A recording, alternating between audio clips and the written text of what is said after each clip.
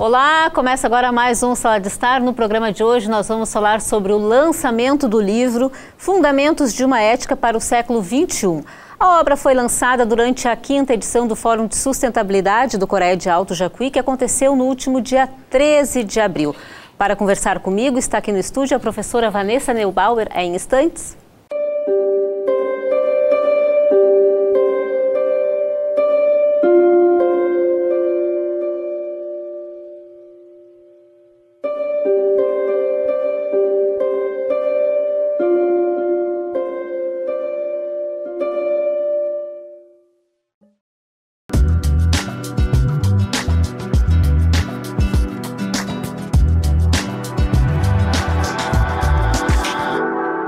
Estamos de volta com o Sala de Estar. Seja muito bem-vinda, Vanessa, ao nosso programa.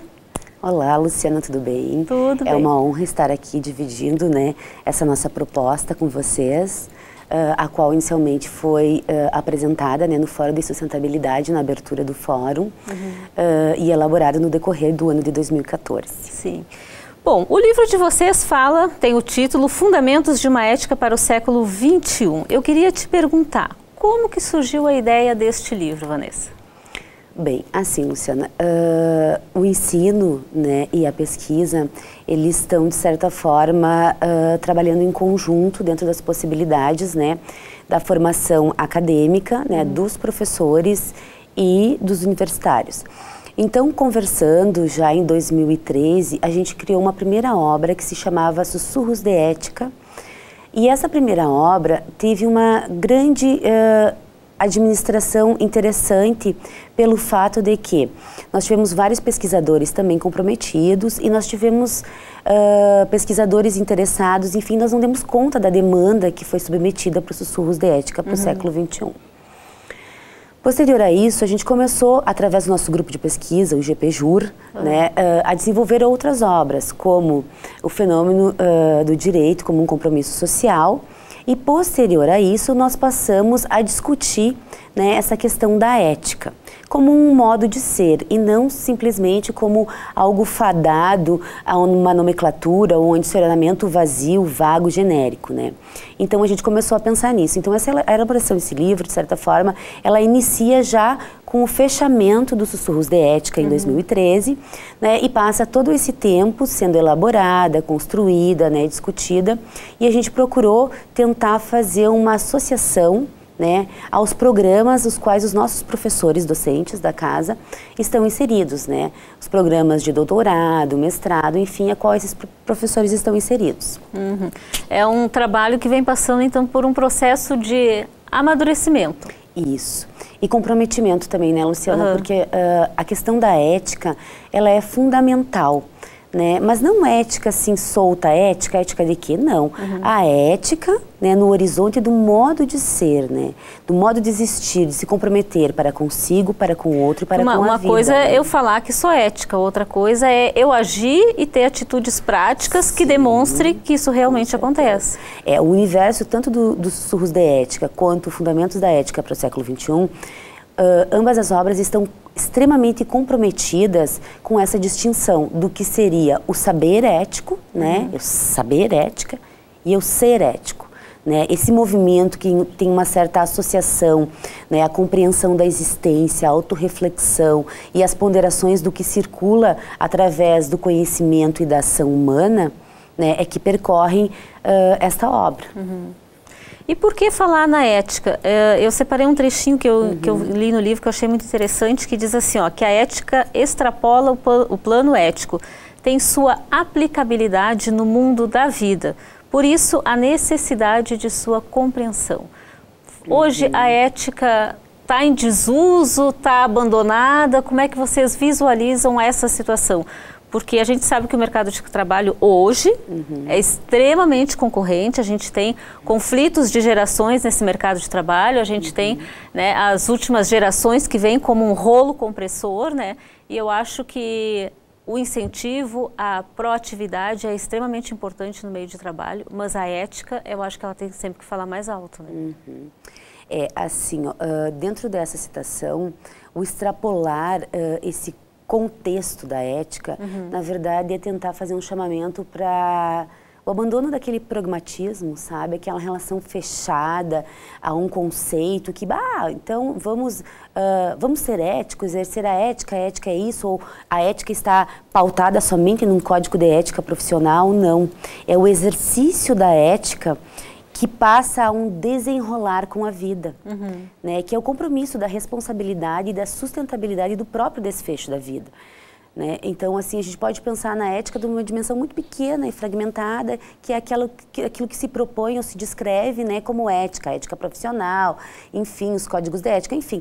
Mas a ética associada a um compromisso para com a vida, ela exige um pouco mais, ela exige que o ser, né, agora pensando num conceito filosófico, o ser ou o homem, enfim, ele esteja comprometido com o exercício da própria existência, mas não uma existência individual, né, uma existência coletiva, se reconhecendo no outro, né, enquanto um indivíduo diferente, né? Então, por isso é a dimensão do modo de ser, que é o exercício da ética, de certa forma, para consigo, para com o outro, para com o mundo. E é desse desfecho, né, que se compromete a sustentabilidade ou não dessa vida. Sim. Né? Porque o individualismo, ele compromete esse universo, né, mesmo estabelecendo um código de ética de profissão, enfim.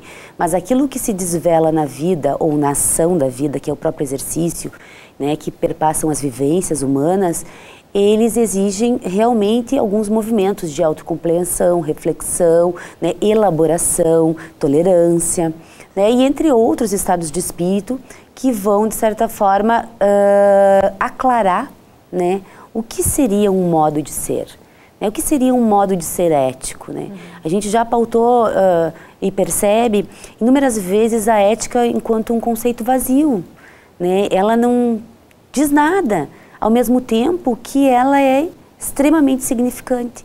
Se nós pararmos para pensar, tudo permeia, né, esse entendimento coletivo de mundo, de reciprocidade, né, na busca de uma dignidade humana, de uma liberdade. Então essas questões assim se fazem extremamente pertinentes no mundo de hoje, né, onde de certa forma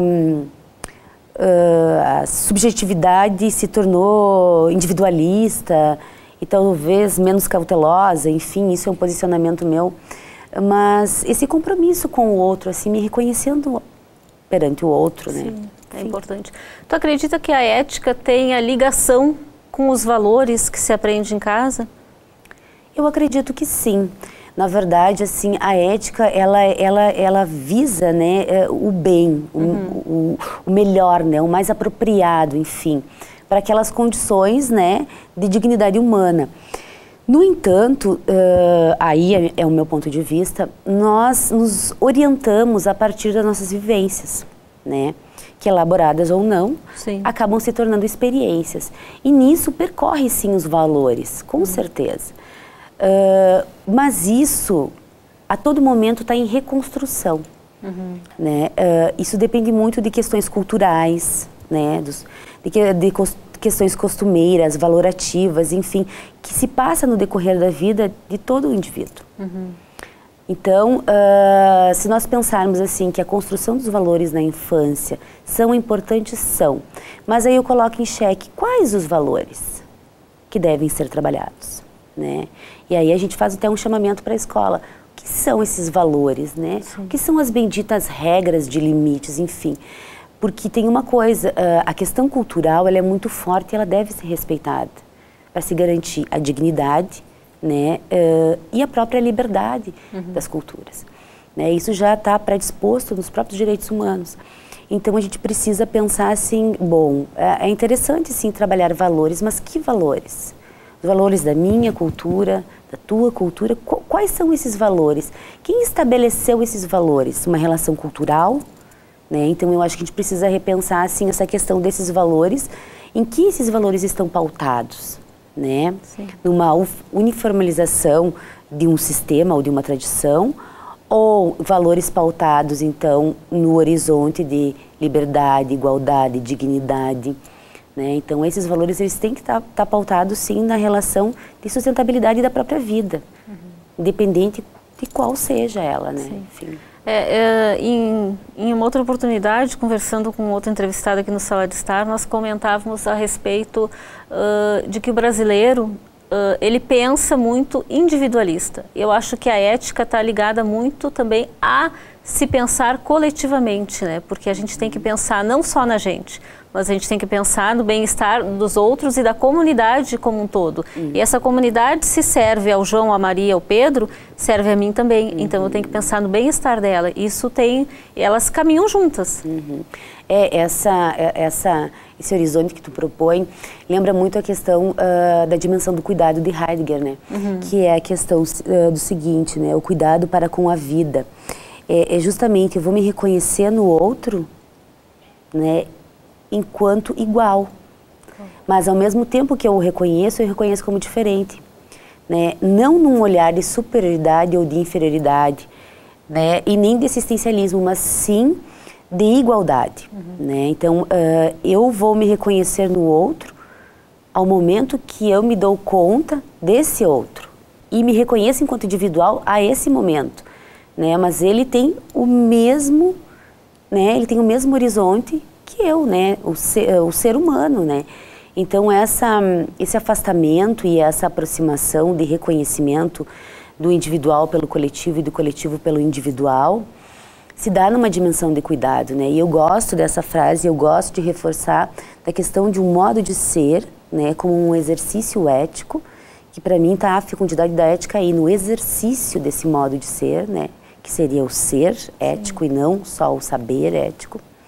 Nesse exercício de que eu tenho um compromisso para comigo, para com o outro e para com o mundo. O momento que eu assumo um compromisso para comigo, eu estou assumindo um compromisso para com o outro. E o momento que eu estou assumindo um compromisso para com o outro, eu estou assumindo um compromisso comigo. E o momento que eu estou exercendo esse movimento de interlocução, eu estou também tendo um compromisso com o mundo. Claro. Né? E a responsabilidade acaba emergindo daí, né? Que é a dimensão do cuidado, né? A questão da própria compreensão, né, desse coletivo como um todo, reconhecendo as partes, né, pelo todo e o todo pelas partes. Falando especificamente do livro agora, Vanessa, esse livro tem a participação de acadêmicos, não só aqui da instituição, mas de outras instituições também, e de vários outros docentes que não são só aqui da universidade. Nos conta um pouquinho como é que isso aconteceu. Sim. Então, como eu havia dito antes, né, nós temos essa interlocução com alguns grupos de pesquisas externos e alguns professores e alguns programas, né, devido ao fato dos nossos professores da Universidade de Cruz Alta estarem fazendo doutoramento ou até mesmo já terem passado por esse doutoramento e estarem associados a outras instituições. Sim. E a interlocução, né, esse diálogo com as outras instituições, através dos grupos de pesquisa ao qual a gente faz parte, acaba criando uma certa parceria. Mas é uma certa parceria no sentido, assim, de comprarmos uma ideia. De assumirmos um compromisso, não de efetivarmos simplesmente uma descrição de uma obra, né? Mas sim tentar representar, né, o quanto é importante se pensar hoje nessa relação da ética, né? Até Fundamentos da Ética para um Século XXI. São algumas possibilidades, são algumas reflexões, são algumas considerações. Nós não temos conclusões, mas a gente precisa pensar, né? Pensar e precisa aflorar para que as pessoas pensem, né? Pensar, fomentar, enfim. Então, a obra ela não prevê nenhum tipo de resposta ou algum tipo de fechamento. Ela simplesmente quer discutir, né, nos mais variados espaços, né, e áreas, o que concerne esse modo de ser da ética. Né, o que está perpassando hoje no século XXI, né, com relação a esse modo de ser ético ou esse compromisso face à ética, que se faz, sim, extremamente necessário para a sustentabilidade da própria vida. Não só do conhecimento, mas da vida mesmo, né? E aí, dentro da obra, nós temos, né, 59 autores e nós temos 25 instituições, né, que fizeram parte. Inclusive instituições estrangeiras. Isso, né? Nós temos, então, a Unicruz, né, a Unicinos, a Unijuí, a URI, a Unição, né, a PUC, a UFSM, a URGS, a Unifra, a Unicamp, a Unisul, a UFPEL, a URGS, a Universidade Federal de Santa Catarina, a UNB, a FEVALE, a Uninsk, né? Nós temos a Fundação Getúlio Vargas, nós temos o IFIB, nós temos a Universidade de Buenos Aires, entre outras universidades também, que são essas parcerias qual a gente vem discutindo isso. Nós já temos a próxima edição na dimensão da ética, né, que a ética é a dimensão do cuidado, que a gente já está recebendo os textos dos pesquisadores. Na verdade, ele vai fechar em 28 textos, nós já estamos com a metade dos textos. Sim. E ela vai ser lançada em dezembro. Desse ano? Desse ano, pela mesma editora. E os textos, assim, estão vindo numa... Como é que eu vou te dizer, assim, num horizonte bem interessante, assim, sabe? Problematizando realmente a questão da vida. Nós temos também outras áreas que estão se associando dentro desse compromisso.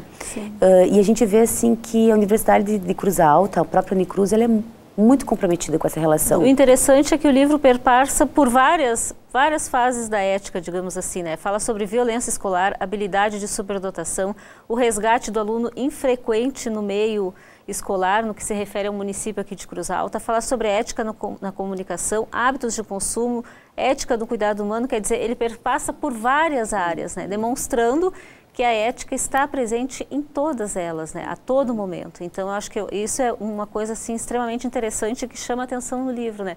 Quem tiver a oportunidade de adquirir o livro e ler, vai ver a riqueza que é esses conteúdos que tem aqui, a riqueza de trabalhos desses artigos e como é que se deu também, Vanessa, a escolha desses trabalhos, como é que foi feita a seleção?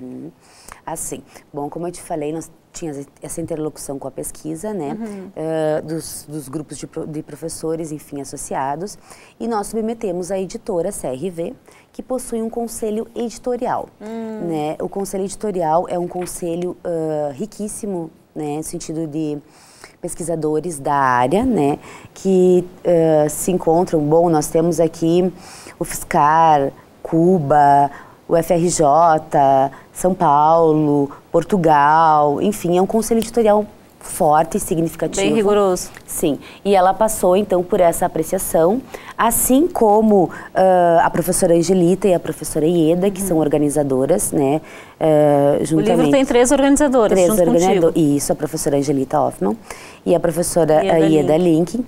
Também, né, a gente perpassou por essa triagem, a professora Ieda também fez sugestões aos textos, retornaram aos autores, porque a questão é... temos um compromisso, temos a volição de pesquisadores.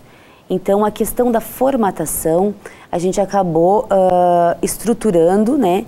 E por isso ele levou um tempo, vai, volta, enfim. Sim. A questão era não deixar adormecer esses espíritos volitivos, né, interessados em discutir essa temática.